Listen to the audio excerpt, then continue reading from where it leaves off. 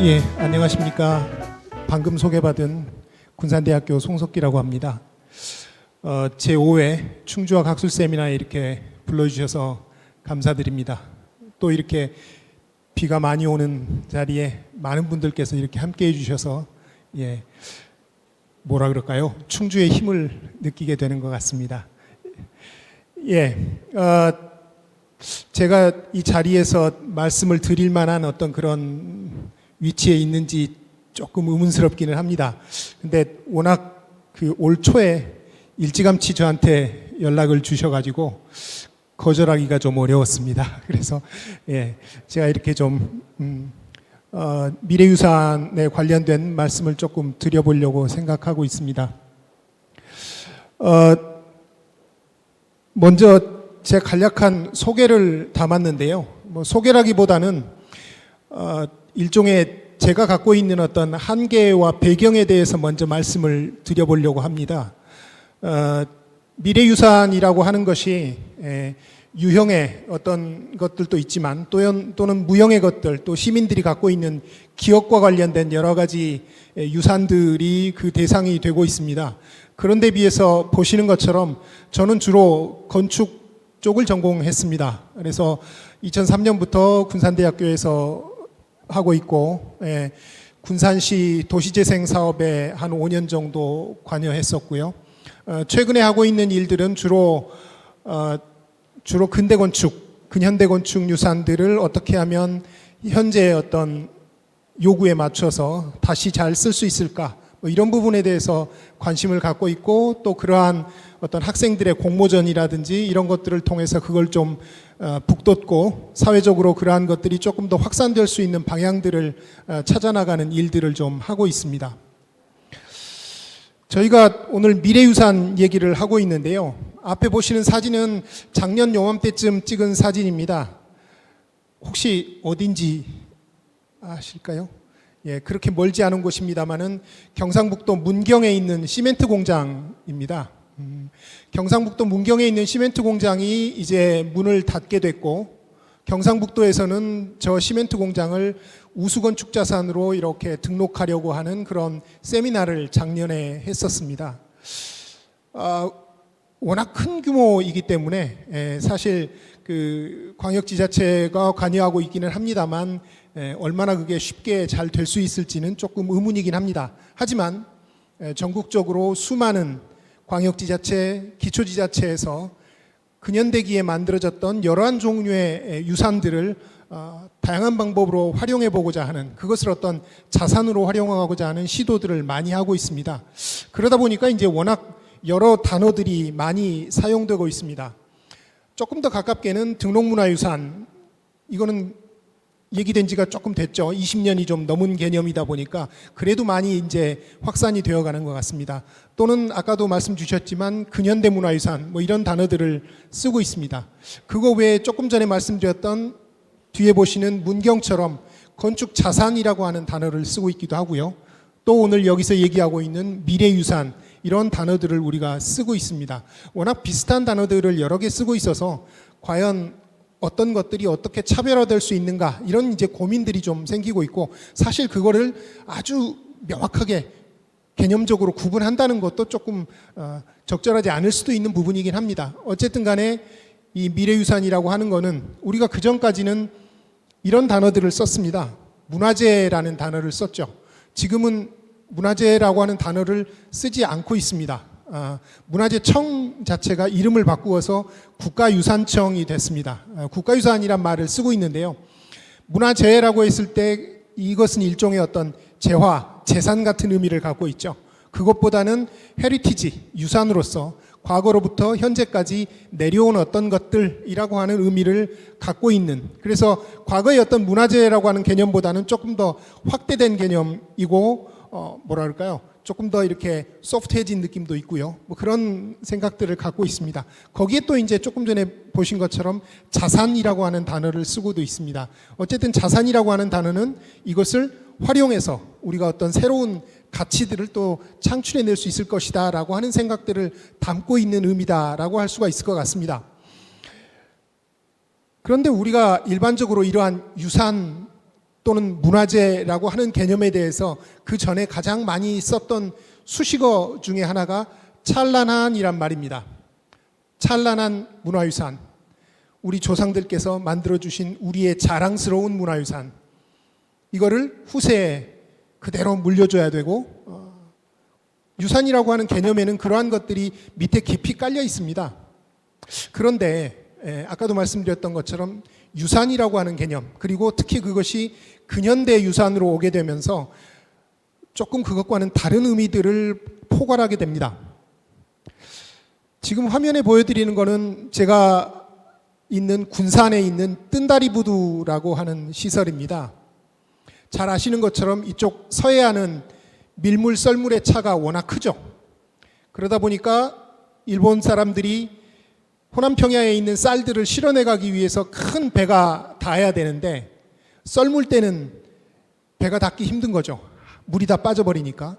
그래서 뜬다리를 만들어서 물이 빠졌을 때도 큰 배를 대고 쌀을 빨리빨리 실어낼 수 있도록 만들었던 것이 지금도 군산에 남아 있습니다. 어떻게 보면 군산이라고 하는 서쪽의 항구가 갖고 있는 물리적이면서 자연적인 한계를 근대적인 토목기술, 조선기술을 가지고 극복하려고 했던 근대적인 어떤 과학기술의 산물이기도 하면서 동시에 우리에게는 일제 수탈의 상징이기도 한 것입니다. 현재 국가등록문화유산으로 되어 있습니다. 앞에서 말씀드렸던 찬란한이라고 하는 단어를 여기다 붙일 수 있을까요? 자랑스러울까요?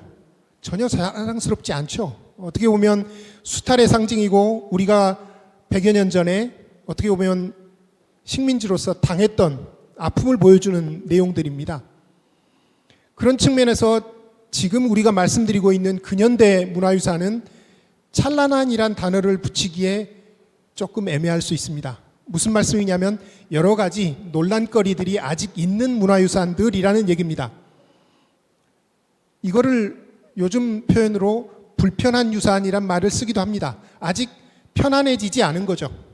그것이 우리 사회에서 여러분들 모두가 다 같이 공감해서 이거는 문화유산이다 라고 평가가 완결되기 조금 이전 단계에 있는, 아직 그래서 편안하지 않은, 불편할 수 있는 유산이라고 하는 개념들을 쓰고 있습니다.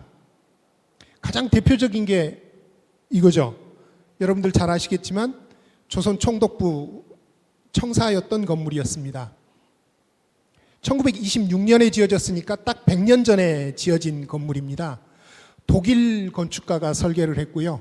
지은 건 이제 일본 사람들이 지었죠. 경복궁의 일부를 철거하고 지었던 건물입니다. 오른쪽에 사진 2장, 흑백 사진 2장이 있는데요. 아마 여기 계신 분들은 다들 잘 아시는 사진일 것 같습니다. 위쪽에 있는 사진은 대한민국 정부가 처음 수립되던 때죠. 이승만 대통령이 취임하고 초대 국회가 구성되었던 건국 초기에 어떤 그런 모습들을 보고 있습니다. 그때 배경이 되었던 건물이죠. 뒤쪽에 있는 건물입니다. 저 건물은 미 군정청에서 썼고, 그리고 저 때에는 불렸던 이름이 중앙청이었습니다. 잘 아시겠지만 우리 저기 약간 말장난 비슷하게 중앙청 창살, 쌍창살 뭐 이런 아주 오래된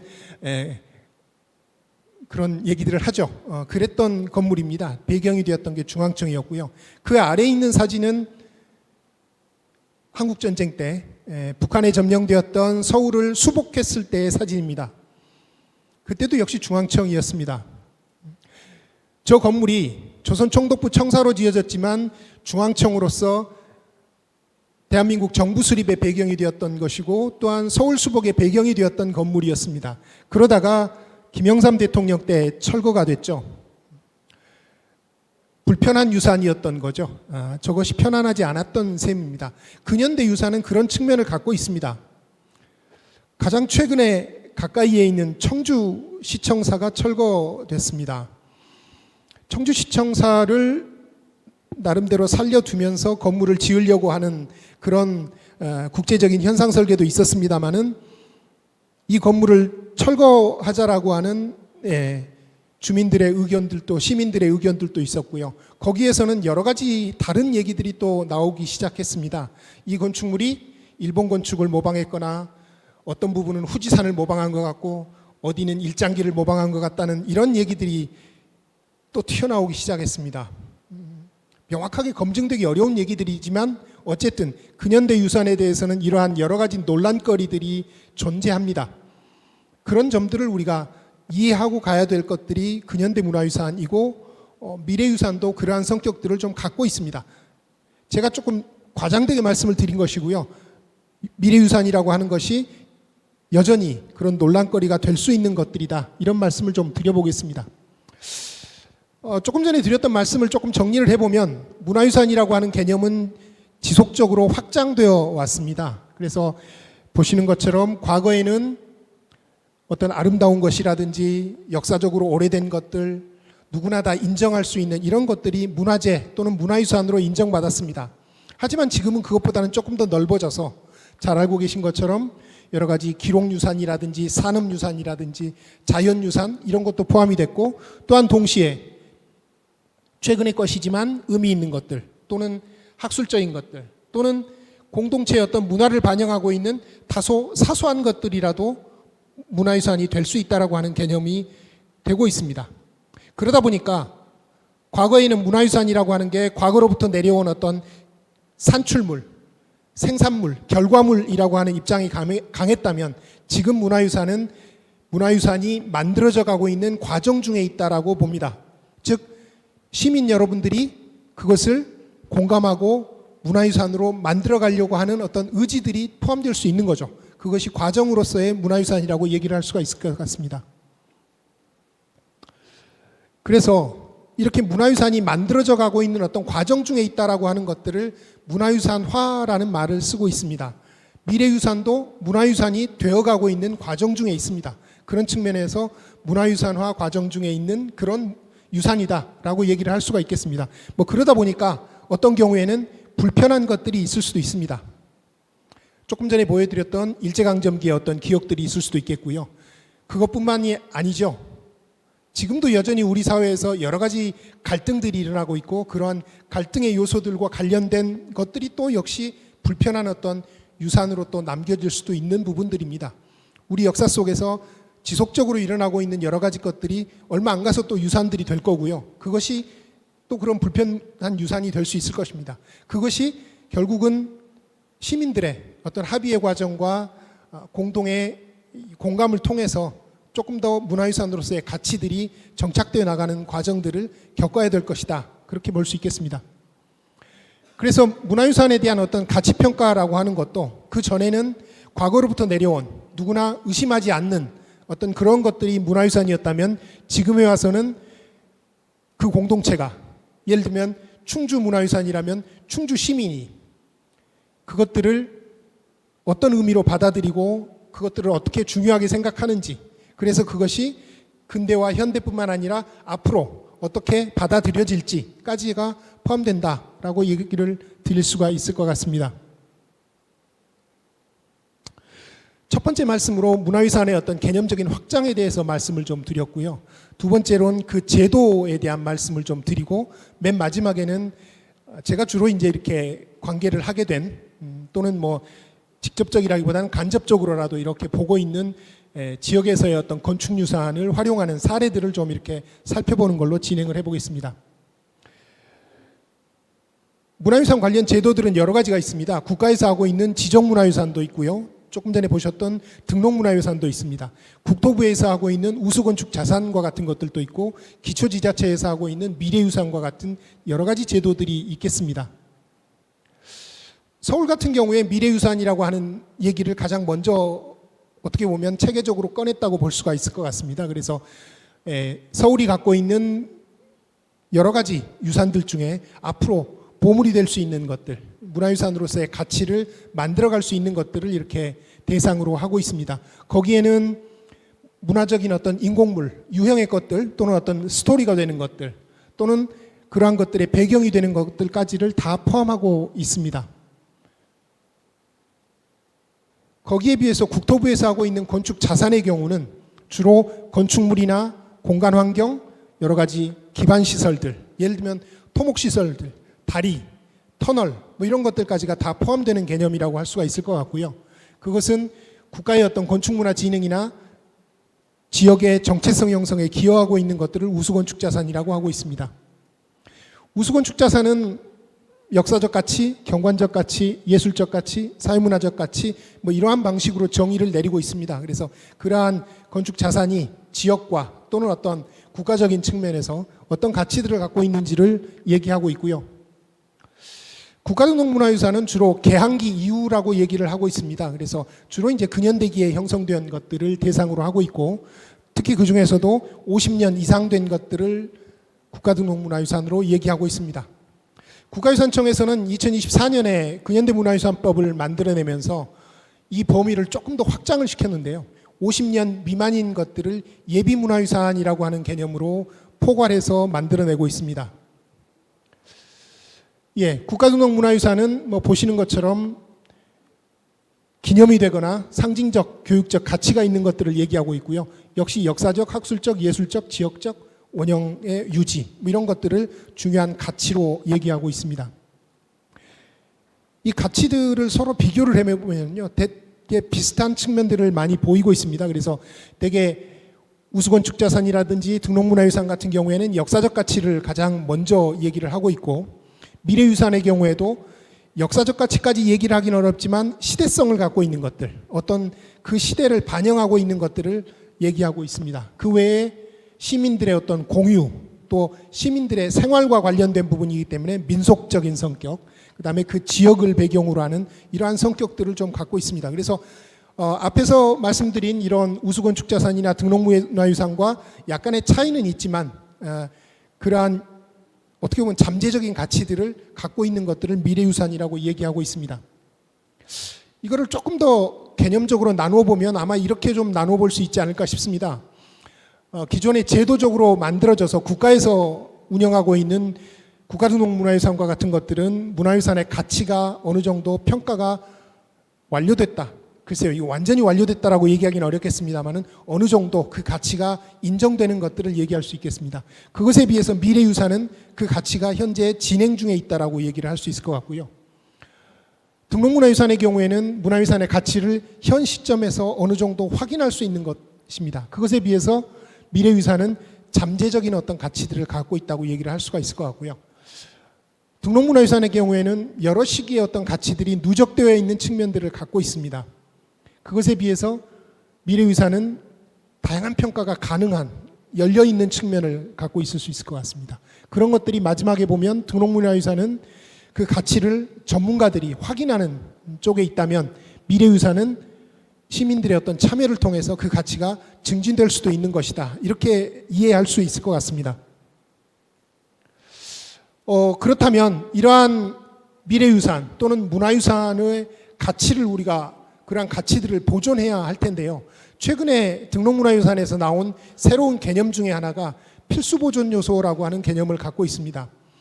우리가 역사적으로 시간이 지난 건축물들이라든지 이런 것들을 적극적으로 활용하고자 할 때 어디까지를 보존하고 어디까지를 새로운 요구에 맞춰서 변형해서 쓸 수 있을 것인가 라고 하는 측면입니다.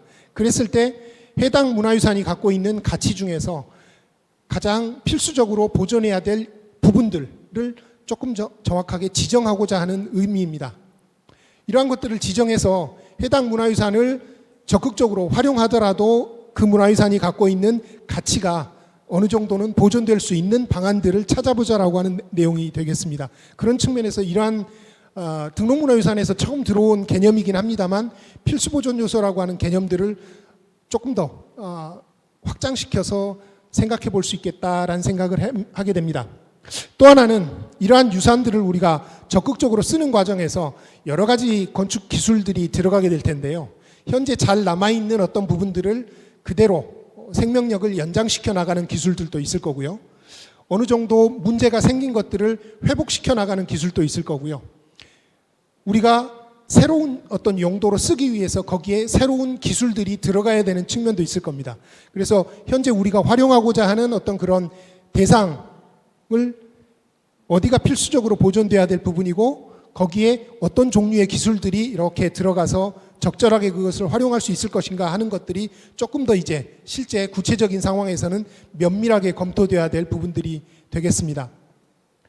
사례 몇 가지를 말씀드리고 마치고자 합니다. 이 사례에서 제가 말씀드리고자 하는 부분은 결국 이러한 지역이 갖고 있는 유산을 활용하고자 할 때 누가 주체가 되어야 하고 어떤 방식으로 그것들이 이루어질 것인가 하는 부분입니다. 이것은 결국 어떤 측면에서는 광역지자체, 기초지자체, 국가 각각 어떤 역할들을 해야 될 것이고 민간은 또 어떤 역할을 해야 될 것인가라고 하는 측면입니다. 아까 시장님께서도 잠깐 말씀 주셨지만 기초지자체가 갖고 있는 여력이 상당히 취약합니다. 그래서 이러한 어떤 그런 그 적극적인 활용이라고 하는 부분들이 그렇게 과감하게 일어나기가 쉽지가 않은데요. 결론적으로 저는 지자체나 국가가 해야 될 일들은 일정 정도의 어떤 마중물과 같은 역할, 마치 우리가 펌프에서 물을 퍼낼 때 처음에 한바같이 물을 부어 넣는 것들을 마중물이라고 하죠.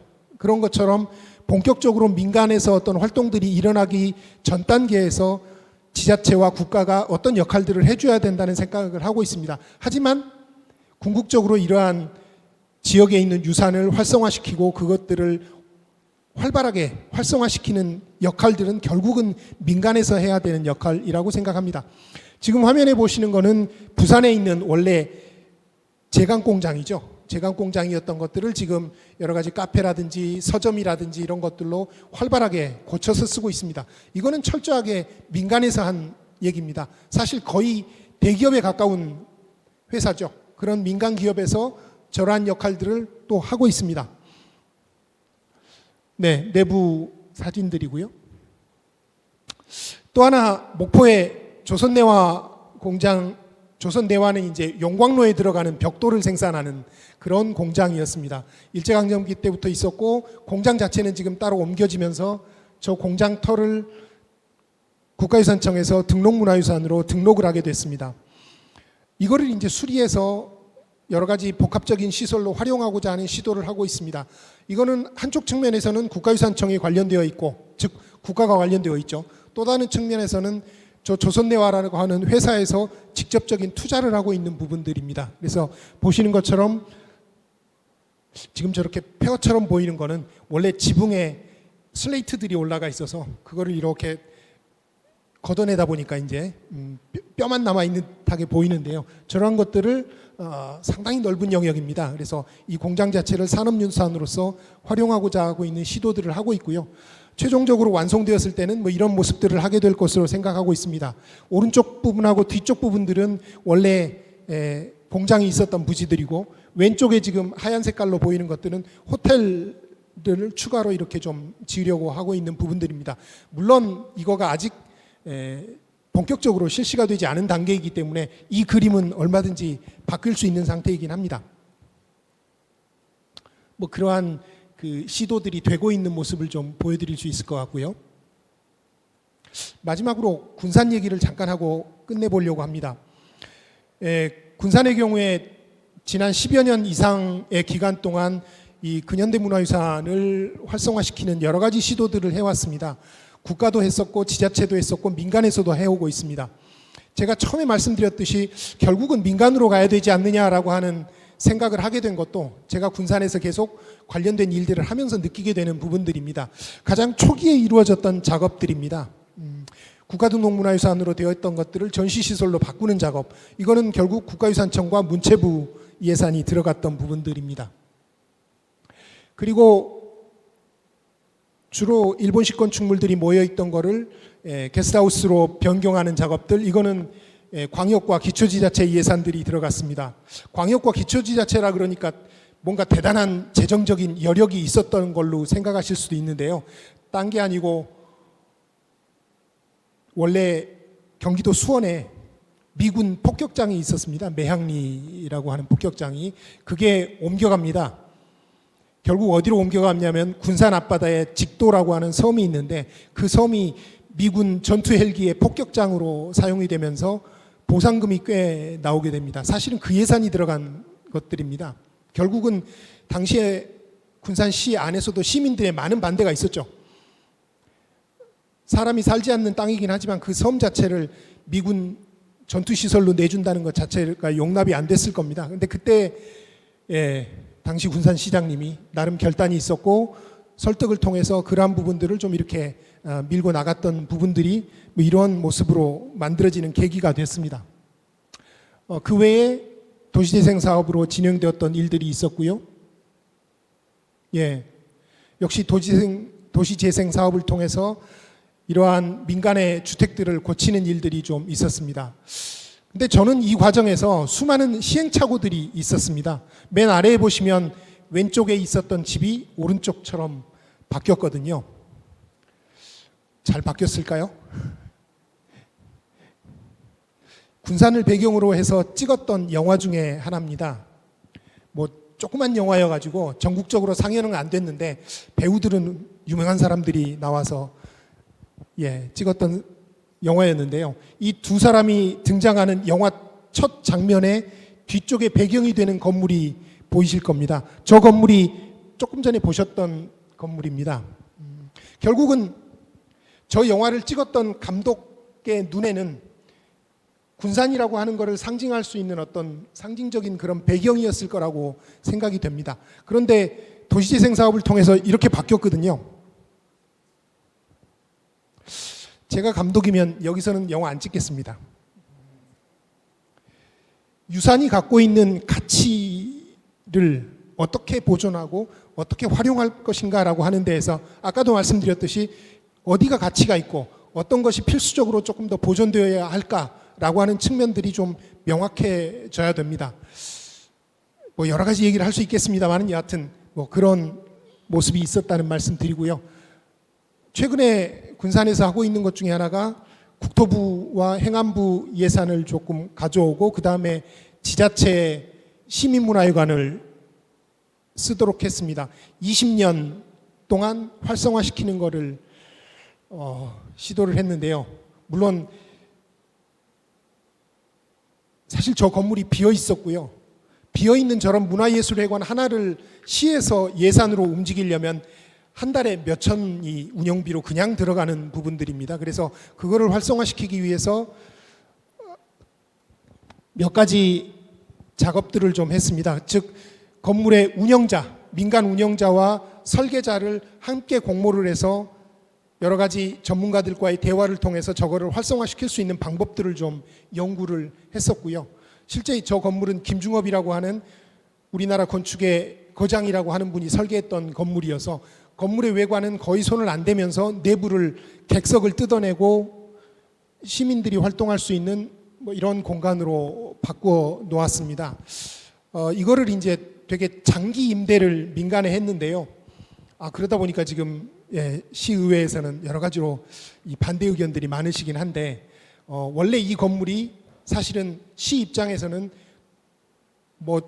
돈 먹는 하마 같은 문제였습니다. 저걸 유지시킨다는 게 어려웠었던 거거든요. 사실 그거를 지금 민간한테 넘긴 셈인데 앞으로 조금 더 시간이 지나봐야 될 것 같습니다. 민간에서 그럼 과연 이걸 얼마나 잘 살릴 수 있을 것인가라고 하는 측면이고요. 마지막으로 하나 보여드리겠습니다. 이거는 순수 민간의 작업입니다. 군산에서 이탈리안 레스토랑을 하시는 사장분이 주변의 지인들을 모아서 땅을 한두 개씩 사기 시작했습니다. 그래서 보시는 것처럼 바꾸어 놓았는데요. 지금 바뀌어진 모습입니다. 군산에 이렇게 생긴 사각형의 블럭은 개항 때 만들어진 것이어서 짧은 게 40m, 긴 게 60m짜리 블럭입니다. 그 도시 블럭의 상당히 많은 부분을 저 몇 분이 사들였거든요. 그러고는 거기에 재즈바, 이탈리아 식당, 스시바 뭐 여러 가지 것들을 만들어서 지금 활용하기 시작했습니다. 순수하게 민간의 힘으로만 이루어진 모습들입니다. 저는 이것이 조금 전에 보여드렸던 사진에서 어디를 남길 것이고 어디를 활용할 것인가라고 하는 새로운 모델들을 좀 보여주고 있다고 생각합니다. 보시는 것처럼 이렇게 미음자처럼 생긴 부분이고요. 그 위쪽엔 약간 T자처럼 생긴 부분이 있고 그 부분들이 식당과 바고 이쪽 오른쪽에 글쎄요. 약간 이상한 색깔을 갖고 있는 저게 호텔입니다. 저 부분은 신축한 부분들입니다. 네, 보시는 것처럼 이렇게 쓰이고 있고요. 네, 재즈바이면서 실제 공사를 하기 전 사진입니다. 오른쪽에 있는 것들이 그 전 사진인데요. 이 도시블록에서 결국은 남아있는 것들은 개별 건물이 디테일하게 남아있다기보다는 전체적인 이 도시블록이 갖고 있는 역사적인 흔적들이 남아있는 셈입니다. 예, 아까 말씀드렸던 부분인데요. 맨 왼쪽 지도가 1930년대 지도입니다. 해당된 위치입니다. 요렇게 지금 바뀌어 있는데 원래는 저렇게 생겼었고 36년 지도를 보시면 전체적으로 저게 4명의 소유주가 갖고 있는 필지 4개짜리 공간이었습니다. 그것이 50년대, 60년대를 거치면서 무지 많게 분화가 됐죠. 근데 그 중에서도 특히 오래도록 유지되었던 게 왼쪽 아래에 있는 영역입니다. 주로 이제 일본 사람들이 소유하고 있던 영역인데요. 그 부분들이 54년 항공사진에도 지금과 같은 모양으로 남아있는 것들을 이렇게 보실 수가 있겠습니다. 즉 도시에서, 오늘 제목이 도시의 기억이었는데요. 도시에서 어떤 것을 남기고 어떤 것을 적극적으로 활용할까라고 했을 때 여러 가지 방법들이 있을 수 있고, 그거는 조금 더 크게는 이런 도시적인 블록 차원에서 고민을 할 수도 있는 부분이다라는 말씀을 좀 드리고 싶었고요. 그 중에서도 특히 민간이 할 수 있는 역할들이 훨씬 더 중요하고, 그 앞에 결국은 지자체가 일종의 마중물을 넣어줘야 될 그런 부분들이 중요하겠다, 이런 말씀을 마지막으로 드리고 마치도록 하겠습니다. 감사합니다.